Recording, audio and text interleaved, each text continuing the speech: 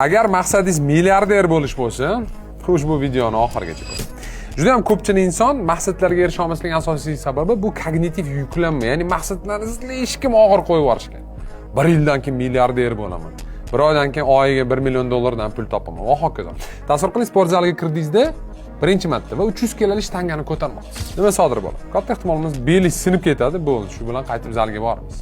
Lekin agar 50 kilodan boshlasangiz, keyingi maqsadingizni 60 qilsangiz, keyingi maqsadingizni 70 kilo qilsangiz va hokazo 100, 200, 300 ni ham qachondir ko'tarasiz. Faqat buning uchun vaqt kerak. Ya'ni $1 milliard pulli yoki $1 million pulli ham ishlay olasiz. Faqatgina maqsadni to'g'ri qo'yishingiz kerak. Agar oyligingiz $500 bo'lsa, birinchi o'sha oylikni 1000 ga olib chiqish maqsad qo'ying. Keyin $1000 dan 2000 yoki $3000, keyin $3000 dan $10000 va hokazo $1 million ham bo'ladi.